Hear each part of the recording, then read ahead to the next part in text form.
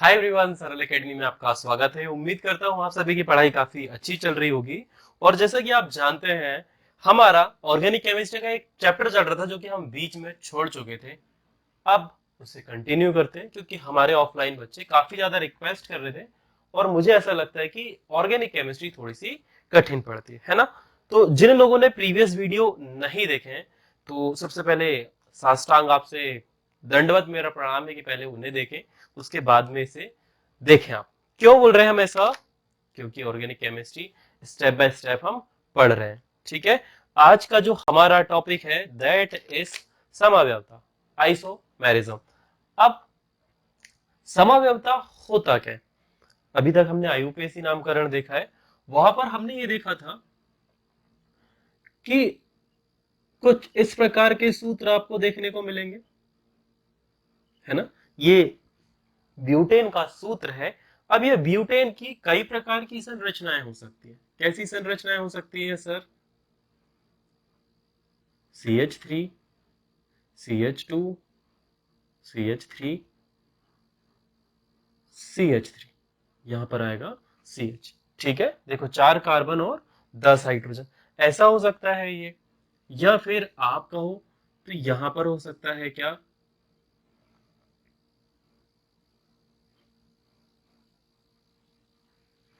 कहीं पर भी जुड़ा हो सकता है ना। इसी प्रकार से यदि हम इसमें क्या करें, हम इसमें लगा दे 9 और यहां कर दे O। चलो अभी इसे ऐसे ही रहने देते हैं, अभी एक से समझते हैं। तो यहां पर आपको क्या देखने को मिल रहा है? यहां पर आपको देखने को मिल रही है शाखाएं, है ना। यहां पर आपको देखने को मिल रही है शाखाएं, और ये है ब्रांच। इसे ही हम कहते हैं आइसोमेरिज्म या समाव्यवता। अभी कई प्रकार की होती हैं। अब सबसे बड़ा चैलेंज आपके सामने आता है ये कि सर इनकी परिभाषा कैसे लिखेंगे। ये तो एक उदाहरण था कि सर अलग अलग प्रकार से कार्बनिक श्रृंखलाएं जुड़ सकती हैं, क्योंकि आप सभी को पता है कार्बन की संयोजकता कितने की होती है। कार्बन की संयोजकता होती है 4 की। जस्ट लाइक दिस, कार्बन किधर भी हो, किसी भी ओर से आबंध बना सकता है। इधर भी कार्बन जुड़े हो सकते हैं, इधर भी कार्बन जुड़े हो सकते हैं, इधर भी कार्बन जुड़े हो सकते हैं, इधर भी कार्बन जुड़े हो सकते हैं। अब इसी कारण पे क्या होगा, अभी ये ऐसे भी जुड़ सकते हैं, कार्बन 5 कार्बन है, ये कार्बन ऐसे भी जुड़ सकते हैं, है ना। ये कार्बन के साथ में हमें ब्रांच भी देखने को मिल सकती है, यहां पर भी हो सकता है कार्बन। तो ये वाला जो गुण आपको दिख रहा है, इसी को बोला जाता है समाव्यवता। ठीक है।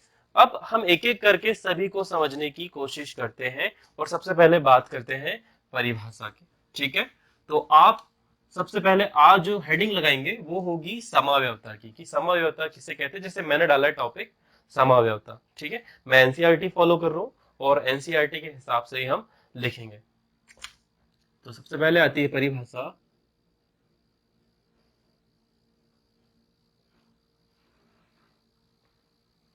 चलो, कार्बनिक यौगिकों का वह गुण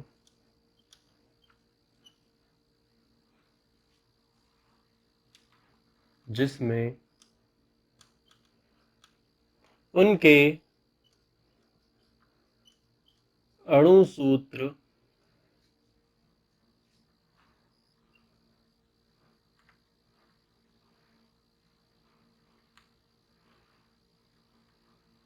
समान होते हैं, परंतु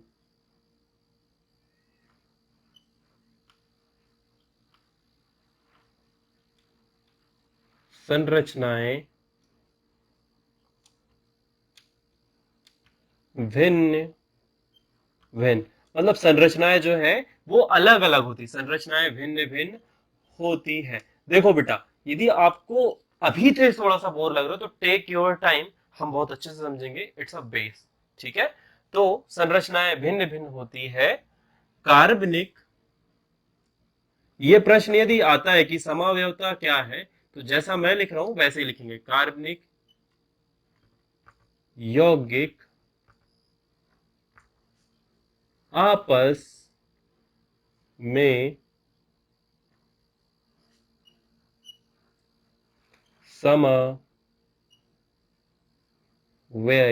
समाव्ययी या समाव्ययी होते हैं। ठीक ठीक, मैं यहाँ समाव्ययी लिखूंगा, समाव्ययी व्ययी समाव्ययी होते हैं। यौगिकों की इस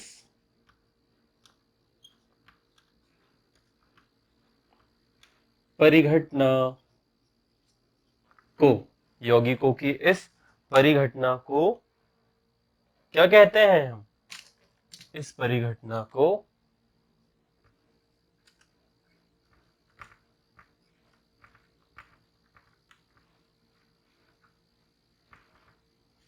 समाव्ययता।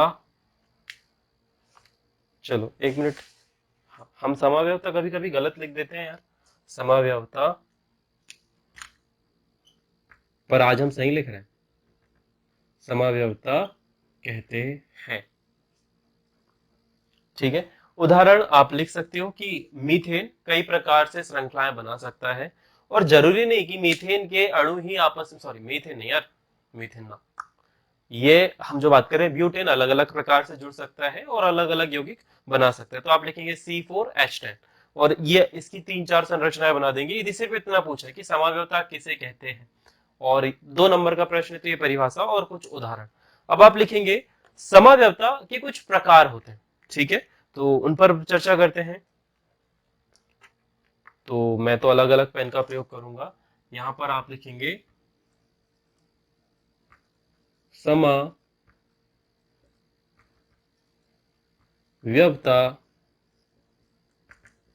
निम्न प्रकार की होती है। ठीक है, निम्न प्रकार की होती है। इसमें हमारा जो पॉइंट 1 आएगा, तो पॉइंट 1 में आप लिखेंगे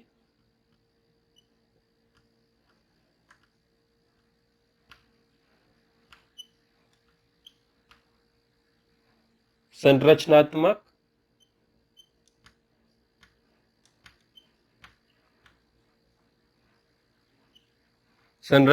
समाव्ययता, एंड सेकंड इज प्रकाशीय या फिर त्रिबिंब समाव्ययता। ठीक है, प्रकाशीय त्रिबिंब समाव्ययता के अंतर्गत ही प्रकाशीय समाव्ययता आती है। तो आप यहां पर लिखेंगे त्रिबिंब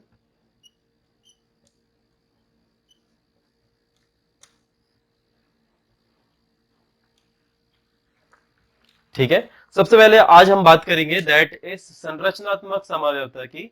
तो संरचनात्मक समाव्ययता में या तो क्रियात्मक समूह की भिन्नता होगी या फिर एल्किल समूह की सॉरी एल्किल समूह की जो क्रम है वो अलग अलग होंगे, या उनमें ब्रांच निकली होगी, या क्रियात्मक समूह में निकले होंगे। ठीक है, तो सबसे पहले हम बात करते हैं संरचनात्मक समाव्ययता की, और यहां पर आप फर्स्ट हेडिंग डालेंगे कि संरचनात्मक समाव्ययता क्या होती है। ठीक है, अब इस पर बात करते हैं।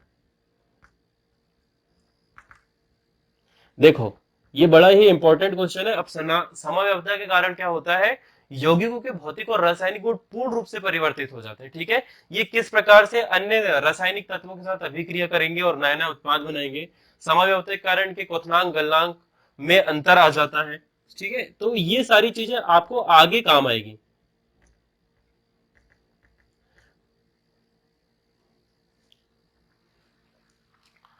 अब यहाँ पर संरचनाएं भिन्न भिन्न होती है, तो संरचनात्मक समाव्यवस्था के लिए भी आप सिमिलर सेम परिभाषा लिखेंगे। क्या लिखेंगे?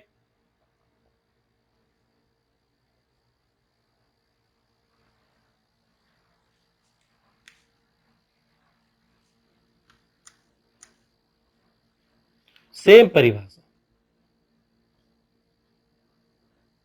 कार्बनिक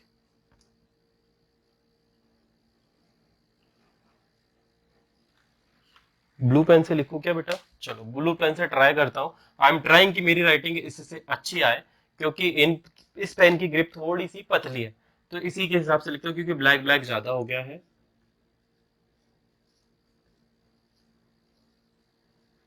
एक बार देख लो रिकॉर्डिंग हो रही है कि नहीं हो रही है। 10 मिनट से ज्यादा हो चुके हैं। क्या है, कभी कभी दिक्कत हो जाती है ना। अब मैं थोड़ा ऊपर जाने लगा हूं, मुझे नीचे आना पड़ेगा। कार्बनिक यौगिकों में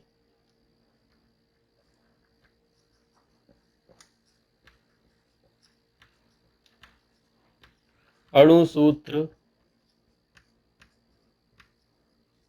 समान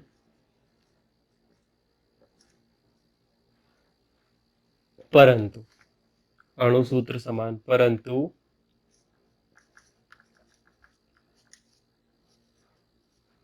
एल्किल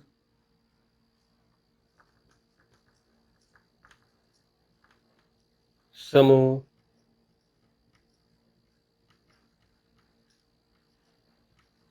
क्रियात्मक समूह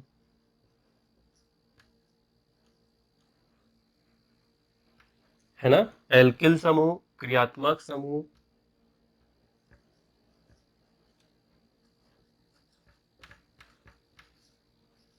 प्रतिस्थापी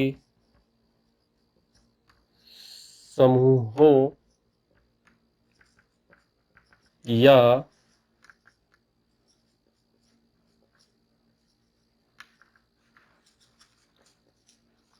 परमाणुओं के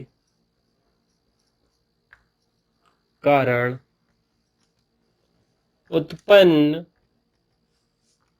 अच्छा आज का वीडियो थोड़ा सा लंबा हो सकता है ना, हुई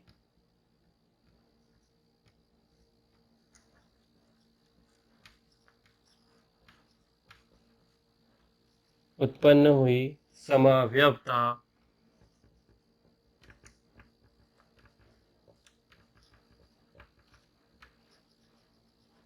संरचनात्मक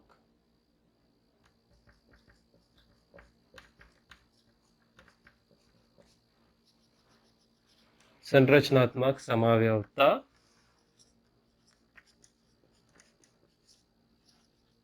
कहलाती है। ठीक है, ये हो गई आपकी थ्योरी। अभी ध्यान रहे, ये टॉपिक जरा सा हुआ है, हमें बहुत लंबा जाना है। कार्बनिक यौगिकों में अणुसूत्र समान परंतु एल्किल समूह क्रियात्मक समूह प्रतिस्थापी समूह या परमाणु समूह में उत्पन्न हुई, चलो यहां तक लिख लिया, समान क्रियात्मक परमाणुओं के कारण, परमाणुओं के, यहां पर थोड़ा सा गलत हो गया, आबंधन में उत्पन्न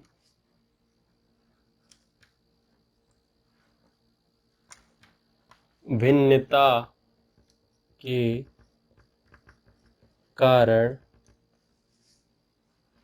आबंध में उत्पन्न भिन्नता के कारण आई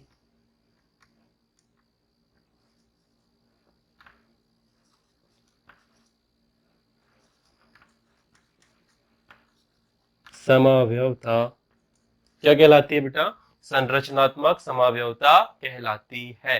ठीक है, इसलिए एक बार पढ़ना जरूरी है कि सर ने सही लिखे हैं कि नहीं लिखे। सर ने सही लिखे, बीच का खा गए थे सर। ठीक है, कार्बनिक यौगिकों में अणु सूत्र समान परंतु एल्किल समूह क्रियात्मक समूह प्रतिस्थापी समूह या परमाणु में आबंधन में उत्पन्न हुई, यहां पर क्या लिखोगे, आबंध उत्पन्न भिन्नता के कारण आई समावयवता ही संरचनात्मक समावयवता कहलाती है। अब मैं मिटा रहा हूं, हो सकता है कि यहां पर जो दिक्कत है हमारी काय की स्पेस की, वो उत्पन्न हो जाएगी। तो अब फटाफट से हमारा जो टॉपिक है वो है संरचनात्मक समावयवता। बड़ा ही लंबा टॉपिक है। अब हमें जो पढ़ना है वो है संरचनात्मक समावयवता। ठीक है, मैं यहां पर अब जो हमारा टॉपिक है वो कौन सा है, संरचनात्मक समावयवता।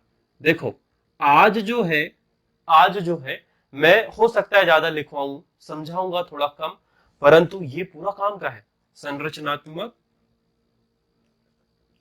अब आपको समझ में कब आएगा मालूम है? जब आप पुराने वाले वीडियो देख के आओगे। संरचनात्मक समाव्यवस्था, संरचनात्मक समाव्यवस्था की हम परिभाषा लिख चुके हैं। अब इस पर बात करते हैं हम कि इसके प्रकार कितने होते हैं। ठीक है, तो संरचनात्मक समाव्यवस्था के प्रकार, सबसे पहला नाम आता है इसमें श्रृंखला समाव्यवस्था का। ठीक है, सबसे पहले मैं अब शॉर्ट पे लिखूंगा, आप लिखेंगे पहला श्रृंखलात्मक समाव्यवस्था या श्रृंखला समाव्यवस्था। ठीक है, श्रृंखलात्मक समाव्यवस्था। फिर दूसरा आप लिखेंगे स्थिति समाव्यवस्था, ना स्थितात्मक समाव्यवस्था नहीं लिखेंगे, स्थिति समाव्यवस्था। तीसरा लिखेंगे आप क्रियात्मक समाव्यवस्था, क्रियात्मक समाव्यवस्था। एंड चौथा मध्या मध्यावता, है ना, मध्याव हाँ, मध्यावता। हाँ, अब मैं मध्यावस्था लिख देता, दैट इज रॉन्ग, तो यहाँ पर आप लिखेंगे मध्यावता। तो ये चार प्रकार की संरचनात्मक समाव्यवस्था होती है। फटाफट से सभी को समझते हैं और मैं सभी की परिभाषा भी लिखवाऊंगा और उदाहरण भी। वीडियो लंबा होगा, मैं डेफिनेटली बोल रहा हूँ, 17-15 मिनट पे हम पहुंच चुके हैं। हो सकता है ये 1 घंटे के आसपास का जाए, तो बोर ना हुए आप, बिल्कुल कुर्सी की पेटी बांध लें। हम एक एक चीज लिखने वाले हैं और इनके उदाहरण भी समझने वाले हैं, और इन्हीं से हम सामान्य नाम पर भी प्रकाश डालेंगे कि सामान्य नाम क्या होते हैं।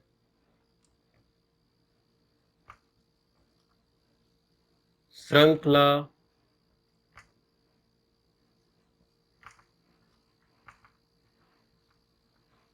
समाव्यवस्था। ठीक है, श्रृंखला समाव्यवस्था की हम परिभाषा लिखते हैं।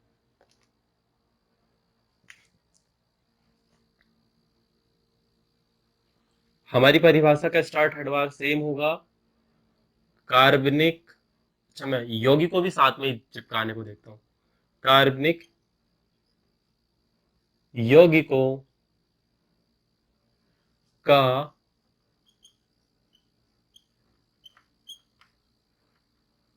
अणुसूत्र समान परंतु कार्बन श्रृंखला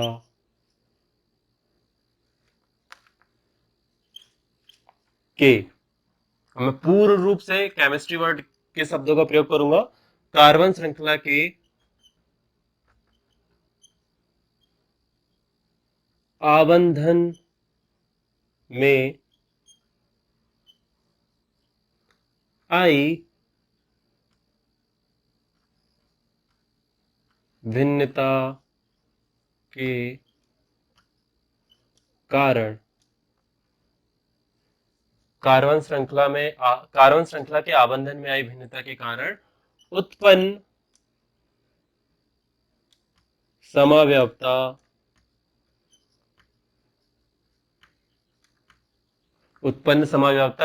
श्रृंखला समाव्यवस्था कहलाती है। इसके बाद का आप लिखेंगे, क्योंकि मैं ज्यादा लिखूंगा वीडियो की ड्यूरेशन लंबी हो जाएगी और तुम लोग स्किप करके चले जाओगे, है ना। तो बहुत अच्छे से समझना है।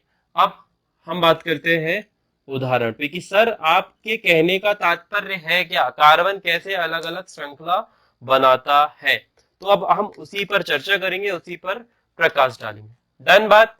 तो सबसे पहले उदाहरण number 1, CH3 CH2 CH2 CH2 and CH3। ये हो गया पहला कार्बनिक यौगिक। यहां पर आप देखेंगे जो कार्बन है, अब मेन बात चालू हो रही, मोटी बात, सबसे अच्छी बात, इंपॉर्टेंट बात। तो यहां पर जो कार्बन है वो कैसे जुड़ा हुआ है, सीधे जुड़ा हुआ है। दूसरे की बात करते हैं, दूसरा उदाहरण लेते हैं, CH3 CH CH3 CH2 और CH3। ठीक है, तीसरा उदाहरण लेते हैं, CH3 C CH3 CH3 और ये भी हो गया CH3। देखो क्या अंतर है, जरा बताओ मुझे। सर यहां पर जो अंतर है, यहां पर कार्बन सीधे जुड़ा हुआ है, यहां पर एक मैथिल समूह जुड़ा है, और यहां पर एक कार्बन से दो मैथिल समूह जुड़े हुए हैं। तो ये है सर भिन्नता। तो ऐसे संरचनाओं को हम कैसे बोलते हैं? तो इसका नाम है एन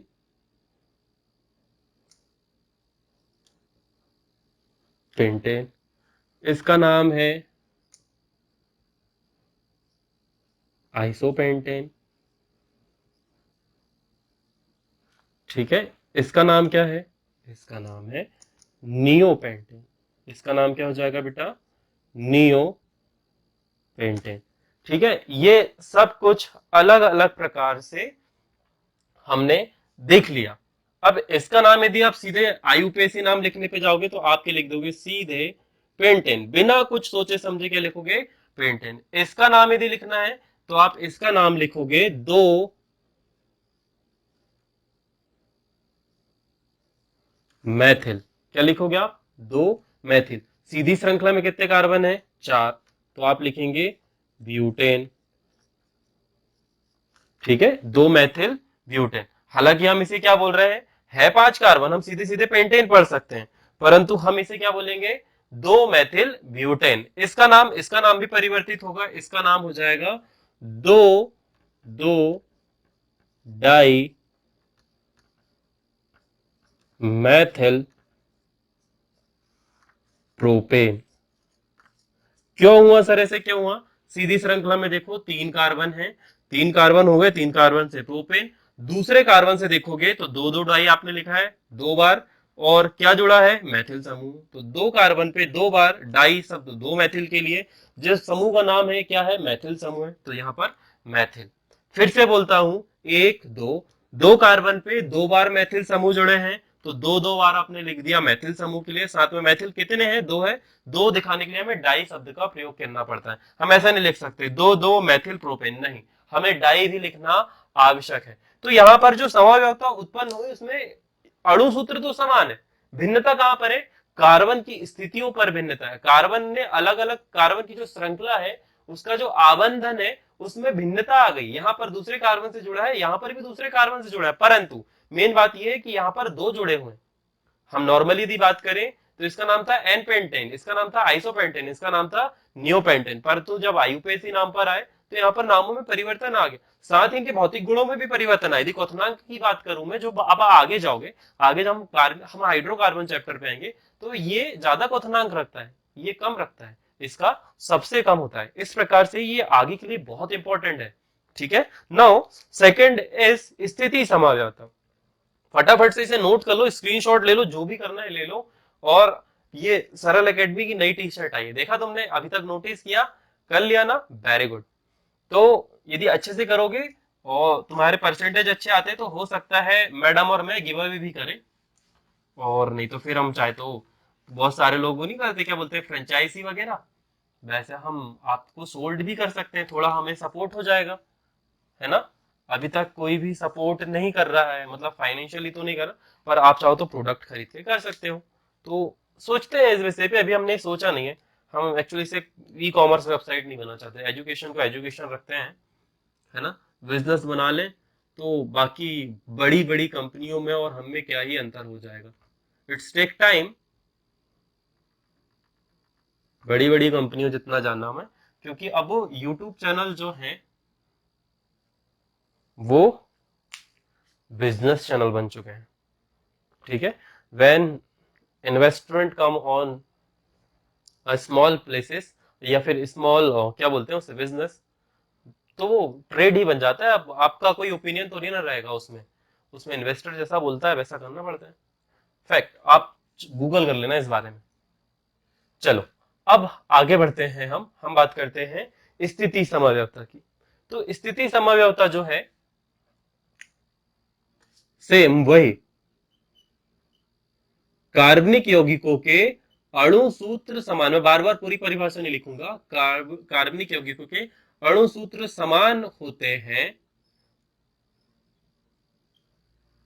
परंतु प्रतिस्थापी समूह,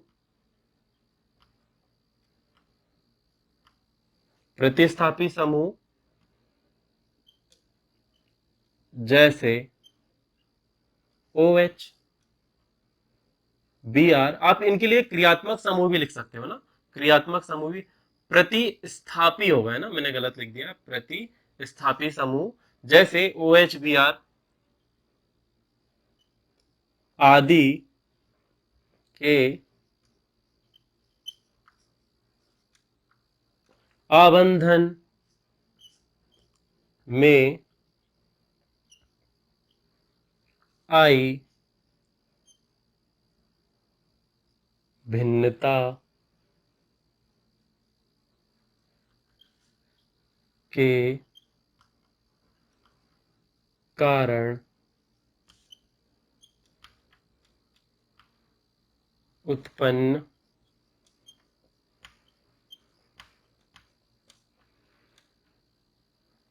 समव्यवता स्थिति समव्यवता कहलाती है। अब हम बात करेंगे इसके उदाहरण के, है ना, इसके उदाहरण की बात कर लेते हैं हम। ये हो गया एग्जाम्पल। एग्जाम्पल में हम लेंगे उदाहरण किसका, OH समूह का, CH3, CH2, CH2OH। ठीक है, ये ऐसा भी हो सकता है CH3 CH3 यहां पर OH। ठीक है, तो ऐसे करके आप नाम भी लिख सकते हो। आप इसके लिए लिख सकते हो एन प्रोपिल एल्कोहल। अच्छा, ये बुक में नहीं लिखा है नाम ना, n propyl alcohol, alcohol, alcohol नहीं बोलूंगा मैं, एल्कोहल बोलूंगा। एल्कोहल भी आप बोल सकते हो, एल्कोहल। यहां पर यदि आप बात करेंगे, मैंने अल्कोहल गलत लिखा कि सही, चल कोई बात नहीं, आप ठीक कर लेना ना। दूसरा आप लिखेंगे आइसो प्रोपिल एल्कोहल, या आप चाहो तो एल्कोहल भी लिख सकते हो। ठीक है, आइसोप्रोपिल एल्कोहल। ये हो गए इनके सामान्य नाम। पर आईयूपीएसी नाम की बात करेंगे तो ये होगा प्रोपेन 1 ऑल, और ये होगा प्रोपेन 2 ऑल। इस प्रकार से आप देखोगे सामान्य नाम और आईयूपीएसी नाम में भी अंतर आते हैं। तो ये किसके कारण उत्पन्न हुई सर, ये जो उत्पन्न हुई यहां पर ये आपका जो प्रतिस्थापु या क्रियात्मक समूह जो है, इसके कारण इसमें भिन्नता आ गई। ठीक है, इसमें भिन्नता के कारण ये वाली हमारी समव्यवता उत्पन्न हुई। अब फटाफट से इसे नोट कर लो और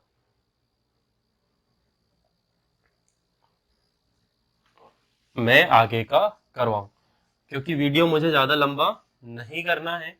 आप फटाफट से, अच्छा मैं बहुत दो दो ये वाला मैंने थोड़ा शॉर्ट पे लिखवाया है ना, कुछ चीजें मैं शॉर्ट पे करवा रहा हूं, आपको क्या करना है, इसे पूरा करना है। अब हम बात करेंगे नंबर 3, दैट इज क्रियात्मक समव्यवता की।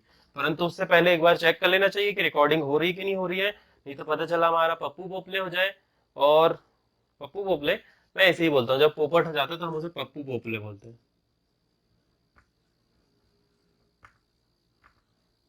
ये है क्रियात्मक समावयवता। नाउ इसके बारे में बात करें, सेम वही कि कार्बनिक यौगिकों का, अच्छा मैं ये मिटा क्यों देता हूं, अणु सूत्र समान, क्रियात्मक समूहों, सॉरी, हमारे कार्बनिक यौगिकों का अणु सूत्र समान होते हैं, परंतु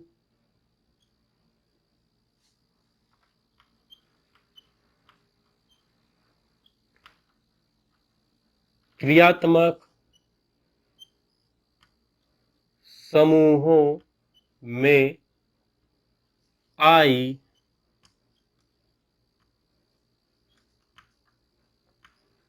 भिन्नता के कारण उत्पन्न समावयवता क्या कहलाती है बेटा, क्रियात्मक समावयवता कहलाती है। अब इसके एग्जाम्पल देख लेते हैं हम। हमारे पास में एग्जाम्पल यहाँ पर कीटोन का है और एल्डिहाइड का है। तो एक सूत्र लेते हैं हम, दैट इज C3H, यहां पर लगा देते हैं, किसका एग्जाम्पल उठाए, C3H6 और यहाँ पर O, तीन कार्बन, एक 6 हाइड्रोजन और एक ऑक्सीजन। तो यहाँ पर दो चीजें बन सकती है, that is CH3 C double bond O CH3। तो इसे बोला जाता है कीटोन, और कीटोन में हम इसको नाम देते हैं प्रोपेनॉन। किसके कारण भिन्नता आई, यहां पर आप देखोगे तो कार्बोनिल समूह समान है, परंतु इसका नाम क्या है, प्रोपेनॉन। इसी का एक और नाम हो सकता है, that is CH3 CH2 C double bond O और यहां पर आ गया H। यहां पर ये दोनों समान है, परंतु भिन्नता किसमें आ गई, क्रियात्मक समूह में। यहां पर कार्बन से दो आर समूह जुड़े हैं, यहां कार्बन से एक और आपका आर समूह जुड़ा है, जबकि दूसरी ओर आपका हाइड्रोजन जुड़ा हुआ है।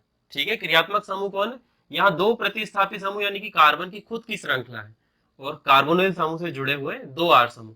इधर ध्यान से देखोगे तो एक और आर समूह है, परंतु दूसरी ओर कौन है, हाइड्रोजन है। तो क्रियात्मक समूह में आई भिन्नता के कारण उत्पन्न समव्यवस्था को हम क्रियात्मक समव्यवस्था कहते हैं, और इसका नाम है प्रोपेनल। क्या बोलते हैं इसे, प्रोपेनल। दोनों एक एक कीटोन का है, एक ये एल्डिहाइड का। बड़े ध्यान से देखना ये सब चीज, पूछो पूछो क्यों देखना ध्यान से, क्योंकि आगे 12वीं में पूरा का पूरा एक चैप्टर है ये भाई साहब आपको बहुत तंग करने वाले हैं। प्रोपेनॉन मतलब कीटोन और एल्डिहाइड और कार्बोक्सिलिक अम्ल, पूरा एक चैप्टर है, चैप्टर 8। इसके पहले जो हमने अल्कोहल पढ़ा था वो चैप्टर 7, उसमें है अल्कोहल, फिनॉल, ईथर। ठीक है, ईथर अब भी थोड़ी देर बाद पढ़ाऊंगा मैं इसी में। और इसके बाद का है एमीन, और इसके पहले का है कौन, कमीन मत भूलना, एमीन है ना। वो इसके पहले जो चैप्टर 6 है हेलो एल्केन और हेलो एरिन, और सबसे लास्ट में है जैव अणु। तो जो चैप्टर आपको यहाँ पर कम दिख रहे हैं ना, अभी आपको ऐसा लग रहा हो हमारे में ऑर्गेनिक केमिस्ट्री के 2 चैप्टर हैं, तो भगवान ने तुम्हारा बहुत साथ दिया है कि यहाँ पर ऑर्गेनिक की 2 ही रखे, परंतु ये 2 ही नींव है, आगे की ऑर्गेनिक केमिस्ट्री की नींव है ये। यदि ये बन गए तो आई गारंटी यू कि 12वीं तुम्हारी बहुत अच्छी बीतने वाली है। और इस पे तुमने कन्नी काटी, कन्नी काटना मतलब भागना, यदि तुम भागे तो बड़ा बुरा हो जाएगा तुम्हारे साथ, अभी बता रहा हूं। तो थोड़ा संभल के। अब हेडिंग डाल लो मध्यावता। ठीक है, मध्यावता।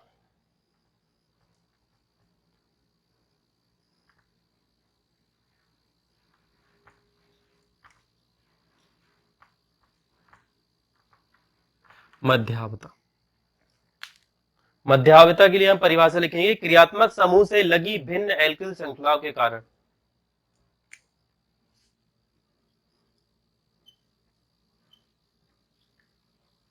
क्रियात्मक समूह में लगी भिन्न एल्कील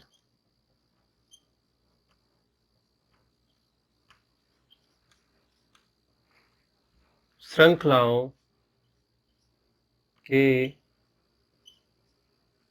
कारण उत्पन्न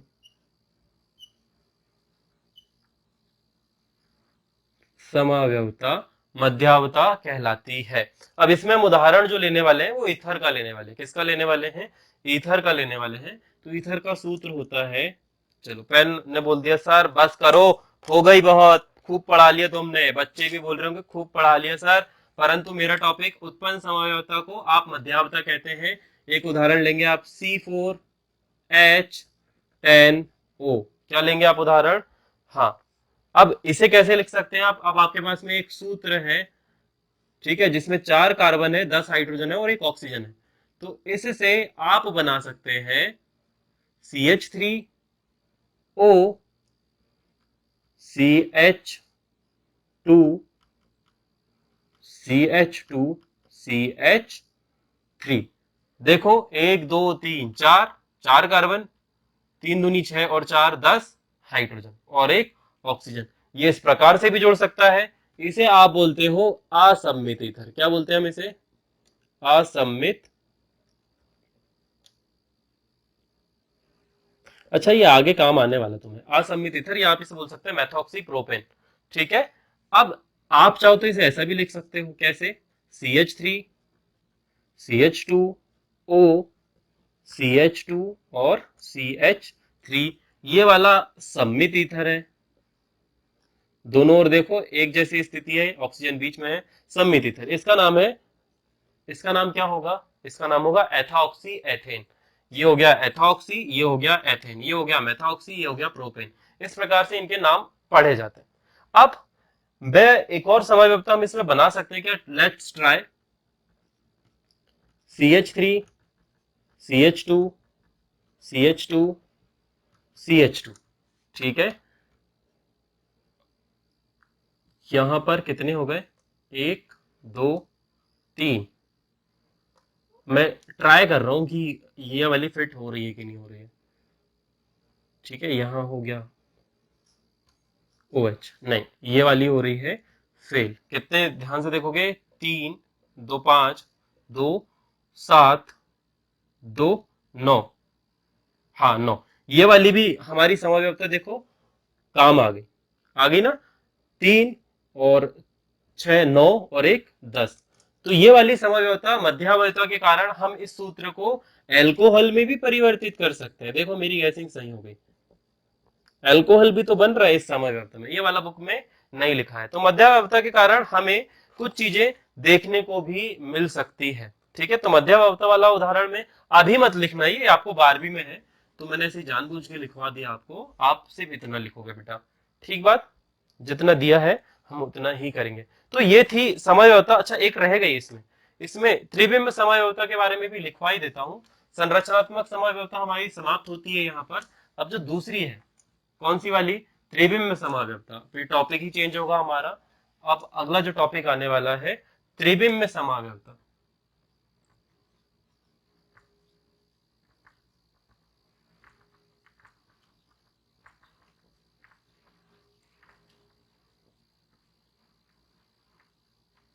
तो त्रिविम समव्यवस्था की परिभाषा वही होगी हमारी कि यौगिकों का अणुसूत्र समान होता है। यौगिकों का अणुसूत्र समान होता है, परंतु कार्बन से उनकी जो जुड़ने की त्रिक व्यवस्था होती है वो भिन्न होती है।